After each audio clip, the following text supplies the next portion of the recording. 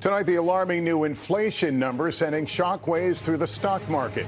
The Dow nosediving more than 1,000 points, the worst day for stocks in more than 2 years. The new numbers, inflation soaring a hotter than expected 8.3% in August. It comes just as President Biden celebrates the Inflation Reduction Act. Republicans going on the attack. Also tonight, the stunning counteroffensive, putting Russian forces on the run in eastern Ukraine.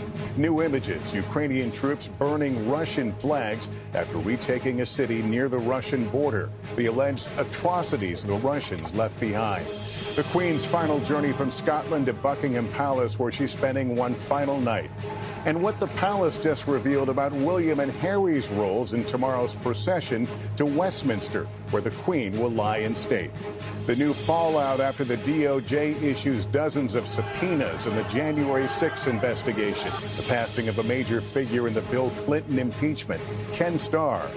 And a twist of fate, how two pilots found out they share much more than a love of flying. This is NBC Nightly News with Lester Holt.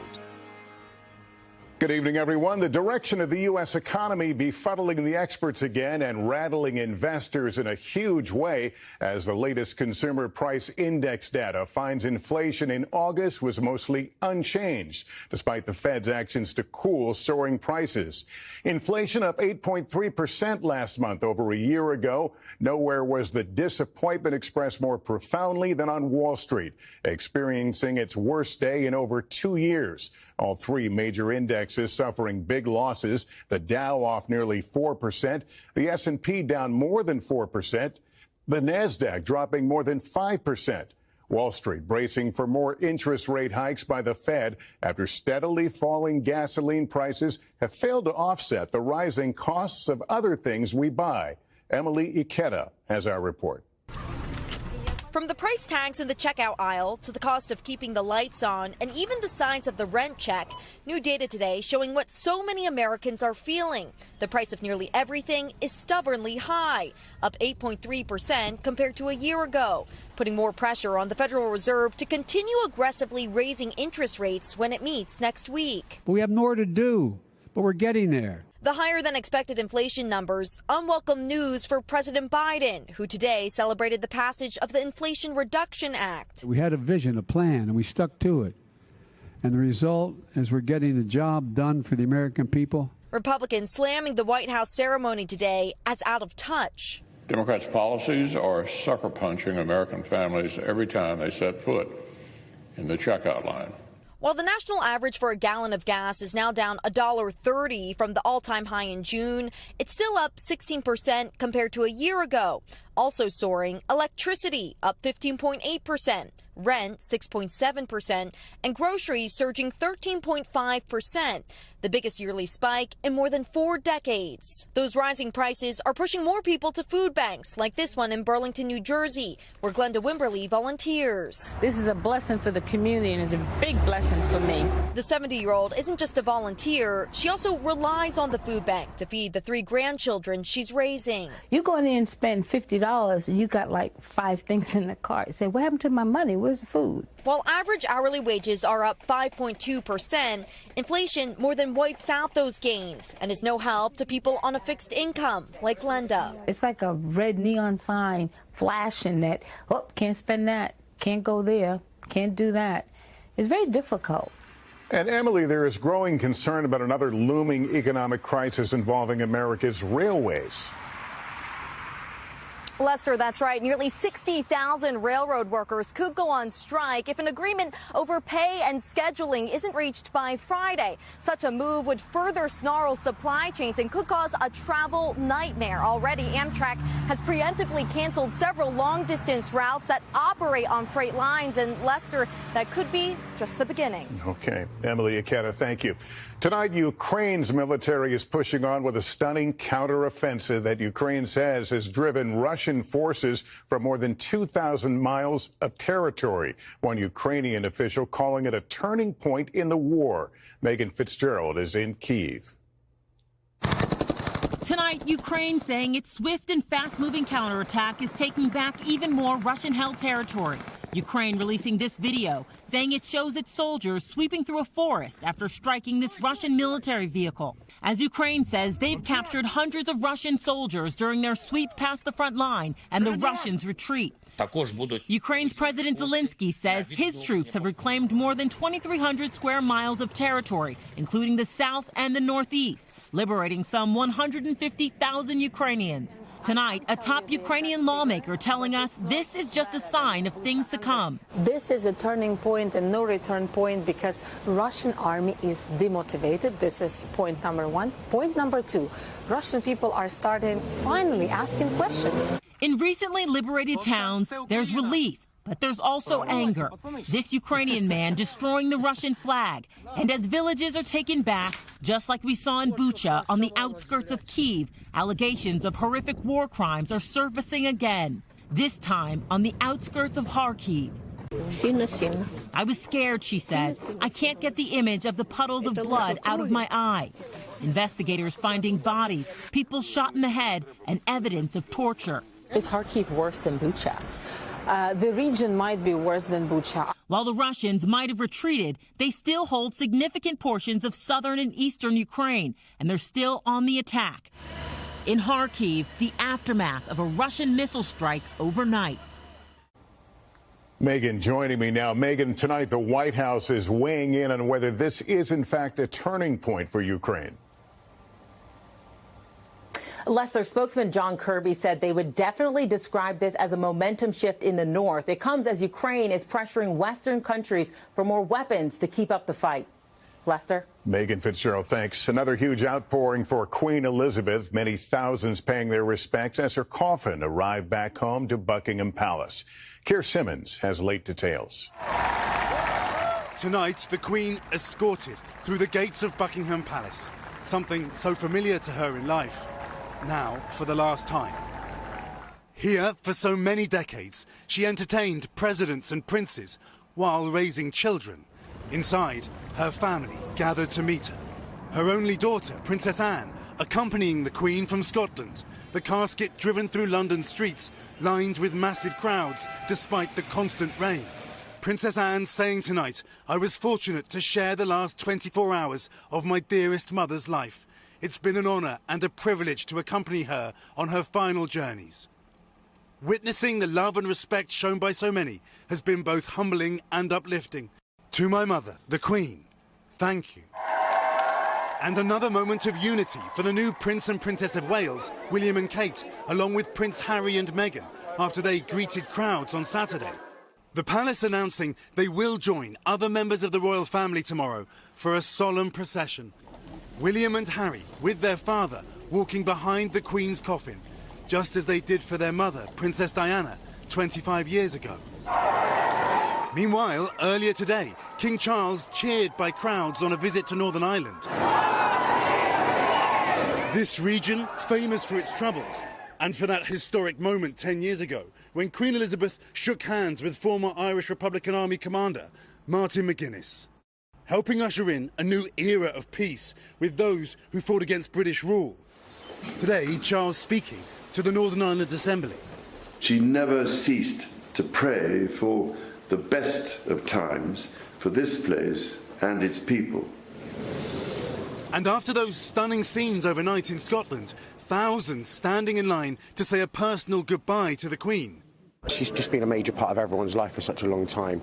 In London tomorrow, many more expected to wait for hours to see her lying in state and to line the streets again for that procession from Buckingham Palace.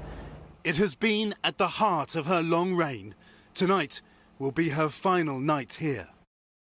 750,000 people are expected to file past the Queen's coffin here in London. But the 4 days may not be enough time. In Scotland, mourners were turned away. Lester? Keir Simmons, thank you. Back in this country, dozens of new subpoenas have been issued to associates of former President Trump as the Justice Department appears to be stepping up its January 6th investigation. Kelly O'Donnell reports.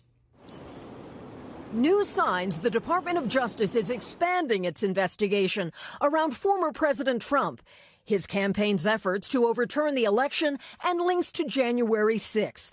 About 40 subpoenas have been issued to Trump associates and at least 2 phones seized over the last week. Today, a senior DOJ official addressed this burst of activity. It is important for us to preserve all relevant evidence in that investigation and any other investigation. In the separate Mar-a-Lago classified secrets probe, tonight, in a new filing, the DOJ notes the Trump team does not actually assert, much less provide any evidence, that any of the seized records have been declassified. Mr. Trump was back in the D.C. area Monday visiting his Virginia golf property. Among his allies under subpoena, Bernard Kerik, former New York City police commissioner who had been hired to pursue the Trump campaign's claims of election fraud. Kerik said more than 100 people are named in the subpoena. They're targeting everybody around him. A Trump spokesman has responded to the dozens of subpoenas, saying the DOJ has cast a blind net to silence and intimidate Republicans, and argues the Department of Justice has been weaponized. Lester? Kelly O'Donnell, thank you. Ken Starr has died. He was the independent counsel whose investigation uncovered the Monica Lewinsky affair that led to the impeachment of former President Bill Clinton. And he defended President Trump during his first impeachment. Starr's family says he died from complications after surgery. Starr was 76. In 60 seconds, is your Twitter feed vulnerable? Congress hears alarming new security concerns from a whistleblower. We are back now with alarming testimony from a Twitter whistleblower, the company's former head of security, telling senators about safety lapses that he says could put every user at risk. Ali Vitale reports. Twitter leadership is misleading the public, lawmakers, regulators. Explosive new testimony about major security concerns inside Twitter. This enormously influential company was over a decade behind industry security standards. Twitter's former cybersecurity chief, Peter Mudge Zatko, alleging the tech giant is rife with security flaws and oversights that leave it and its users vulnerable. When an influential media platform can be compromised by teenagers, thieves, and spies, and the company repeatedly creates security problems on their own, this is a big deal for all of us. Including potentially, I love using Twitter. For some of the lawmakers in today's hearing. It's not far-fetched to say that an employee inside the company could take over the accounts of all of the senators in this room. Senators also concerned about foreign actors exploiting security gaps. Imagine if it's a malicious hacker or a hostile foreign government breaking into the president's Twitter account or sending out false information. Based on what you heard in there, what's your concern level? It's very high concern. Twitter, which fired Zatko earlier this year, said his claims were riddled with inconsistencies and inaccuracies. Today's testimony comes as Twitter's very future hangs in the balance. A judge recently ruling that billionaire Elon Musk can use Zatko's allegations to bolster his case for backing out of his $44 billion deal to buy the social media giant. Still, today, Twitter shareholders voted to approve Musk's purchase, the latest twist in a battle set to culminate in October when the case goes to trial. Lester? Ali Vitale on Capitol Hill, thank you. Up next for us tonight, human trafficking in this country's marijuana fields, our investigation into just how widespread it's become.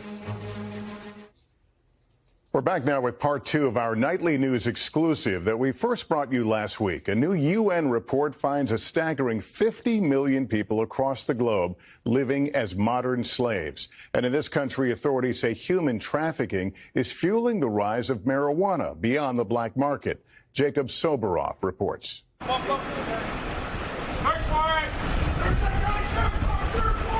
In an upscale suburb in Riverside County, California, sheriff's deputies raid a house they suspected of growing illegal marijuana. Inside, they tell us they find thousands of plants and 4 workers from mainland China who they suspect are being trafficked.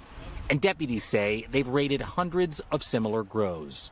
I would estimate that about 90% of them are operated using human trafficking labor. In our months-long investigation, we spoke with law enforcement in California, Washington State, Oregon, Arizona, New Mexico, Oklahoma, and Colorado, which all report seeing suspected Chinese trafficking victims on illegal black market grows. California's Department of Cannabis Control, the state agency that licenses and regulates pot businesses, confirms to NBC News weed from illegal grows in California is making its way into the legal supply in the state, a process they call inversion, which they say is rare. Trafficked workers we spoke with tell us they were recruited online. Grad student Amy Kim translated a Mandarin language job site for us. I directly type in dama, like marijuana. Okay, these are from Oklahoma. Oklahoma? Yeah. And it says location is good and you can happily earn money. I'll help you with selling. Oh, wow. We contacted the numbers on the websites we saw, but neither got back to us. Attorney Wang Xiaosheng represents human trafficking victims and says many of these workers are more vulnerable than ever.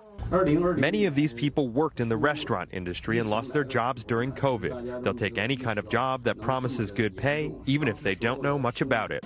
In Los Angeles, NBC producer Arnie Hakela and I met one group Wang represents, 7 Chinese workers who said they were desperate for work because they had to pay back the people who got them into the U.S. All ended up finding a job on an illegal grow in New Mexico, where they were trafficked and subsequently arrested on a raid.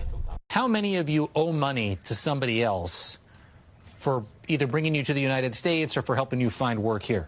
Yeah, they all borrow money. Our understanding is this is happening a lot. Have you heard examples of other people having the same kind of situation and treatment? In the beginning, they had never even heard of marijuana, but now having gone through it, they know it's very far-reaching. They know a lot of people who have been cheated the same way they have. These 7 spoke out about having been trafficked, but law enforcement says the vast majority of others in similar situations won't, making this form of trafficking all the harder to end. Jacob Soboroff, NBC News, Los Angeles. Up next tonight, our story inspiring America, the women whose love of flying turned out to be so much more. Finally tonight, the remarkable story of one adopted pilot who found out that flying isn't just her passion, but that it runs in the family. Gotti Schwartz with our Inspiring America. Catch a glimpse of these two walking through an airport. I think the whole thing was like so much fun. And you'd think, gotta be sisters, right? Sherry Ritkin, a captain for Spirit Airlines. Very nice. And Tammy Holloway, also a pilot and manager of United's Terminal 7 at LAX. But just wait till you hear their jet-setting twist. So you never knew you had a sister? Never knew until 2.5 years ago. And you neither? Both the parents went to the grave and said nothing. But in 2019, all that changed with the help of a DNA test and a friend. My friend called me up. She's like, "You're not going to believe this. You have a full sister. Your mom and dad got married 13 months after they gave birth to you. And then 11 years later, gave birth to my sister." And I said, "Well, where does she live?" "In L.A. In L.A., I'm flying there in 5 hours. For years, you have crossed paths as sisters and just never known it. Yeah, right. It gets crazier. Like, the more we've come to learn about each other, the more we've discovered that our universes get so close to colliding. Even going through pictures for this story, Tammy spotted one of her college friends teaching her sister how to fly. But their biggest connection, their biological mother, Cindy, who also worked in the airline industry for 30 years. I feel like her passing, she somehow said, "I'm not going to let them be without each other, and I'm going to make sure they find each other." Definitely. To then find out that you have this whole new space and this whole new person to come in and accept and love you. It's really special. Last week, the sisters taking flight for the first time together, sharing their love of flying and a sisterhood that was always meant to be. Gotti Schwartz, NBC News, Los Angeles. Isn't that something else? That's Nightly News for this Tuesday. Thank you for watching. I'm Lester Holt. Please take care of yourself and each other. Good night.